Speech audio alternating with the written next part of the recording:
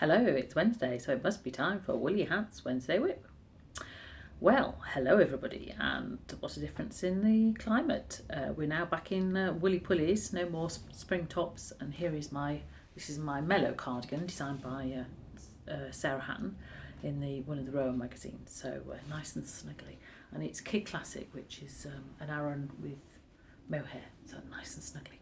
Anyway, what have I been up to this week? Well, I've been doing lots of digging in the garden and the allotment, but I've also been doing some knitting. As you may remember, I was knitting this sock here, and I showed you what I've been doing, and here's the first sock. And I looked at the first sock and I thought, that doesn't look like the pattern. And if you see, there's the, put my hand down it. I was thinking, what have I done wrong? So there we go. So there's the lace pattern there. There's little holes there, and then it's a bit of a mess in the middle. And on the pattern, it's got really nice lines. And I'm thinking, what have I done wrong? So I went back and had a look. And silly me, I got my patterns mixed up. You might remember I've been doing a nice top with a lacy front in 4-ply. And that involves doing slip one, knit two together, and then slip that one over the knitted two. And that's what I was doing in the sock. But when I read the pattern, it didn't say that. It said slip two, knit one, and then slip the two over the knitted one, which gives a very different effect. So now I have adjusted that, and here's the second sock.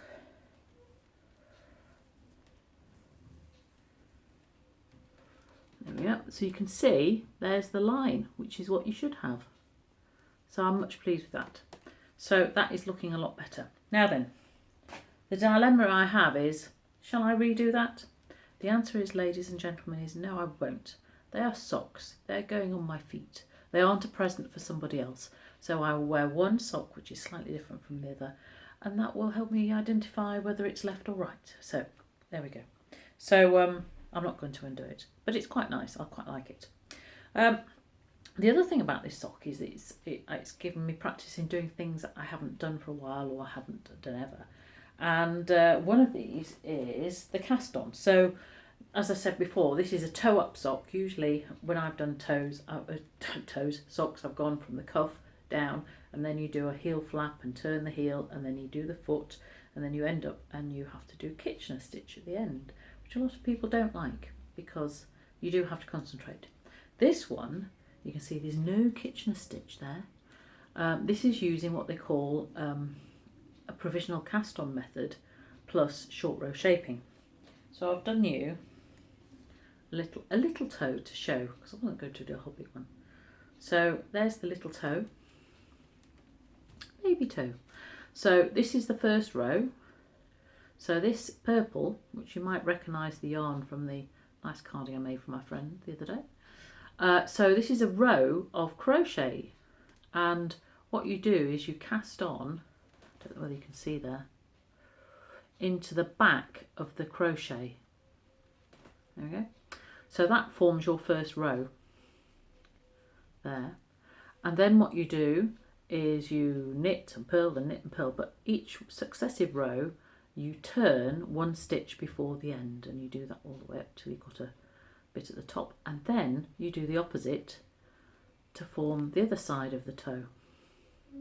So you knit and then go beyond one, pick up the wrap stitches and the next one, and carry on going backwards and forwards. So it gives you a lovely nice toe with no stitching at the end, so it's nice and comfortable for your little toes.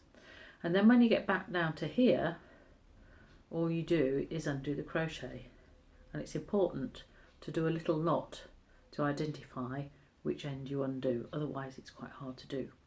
And then you're ready to put all the stitches on your double-ended pointed needles and crack on with your pattern, making sure that you've read it properly and that you're doing the right stitches.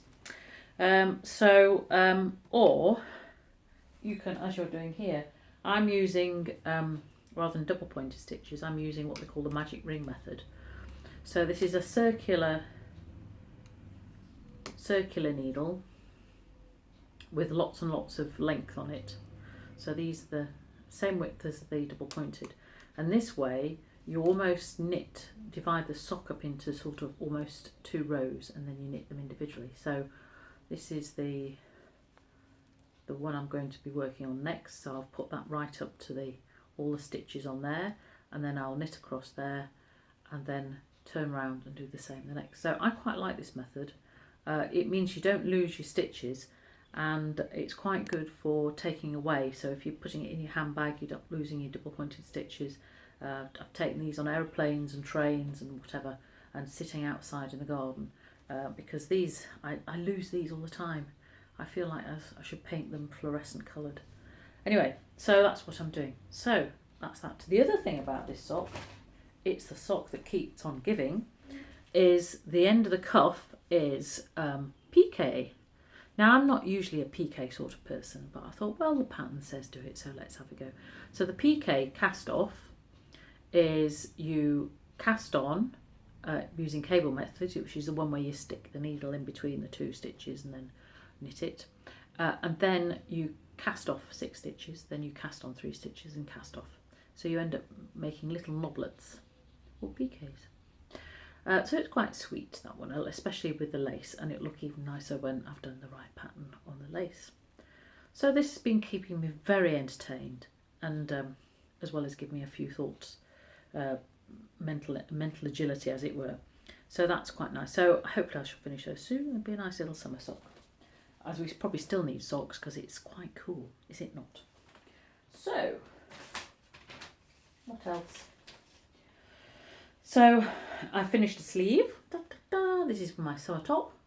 So this is the Summerlite 4-ply cotton from Rowan, making a lovely top with a V-neck lacy front. So that's cracking along nicely. This is good, what I call television knitting, because it's just a plain old stocking stitch, increasing a bit, but you can just sit there and knit. So that's great. Don't have to think about patterns or picots or provisional knit stage on. The other thing I've been doing is, of course, my curly whirly squares, granny squares. I've made great progress in that. As I said to you last time, I'm going to run out of the orange, but very soon the yarn shops will be open, and can't wait for that. It's just nice to squidge the yarn, isn't it? It's all very well buying things online, but it's nice to see the colours and squidge them. So I'm looking forward to that. So that's my knitting and crochet week. What else have we done? Oh yes, in other news, look what we found growing in the garden. Lots of rhubarb. So this afternoon I'm going to be making a rhubarb and cake of some rhubarb and almonds. That's it. I found in a recite book, and that will be nice to have with a cup of tea perhaps later on. So lots of things to keep me occupied. I hope you are fit and well and are taking advantage of the new freedoms that we have to sit in people's gardens and freeze. But obviously you'll be wearing all the nice cosy things that you've been knitting and crocheting, so you'll be keeping nice and warm, and that you are looking forward to lots of nice meetups with friends and relatives. So that's all from me this week. I will see you next week. Have a fantastic week ahead, and do show us your knitting and crocheting. Let us know what you're doing, because it's nice to see what you're up to, and I'll see you next week. Bye.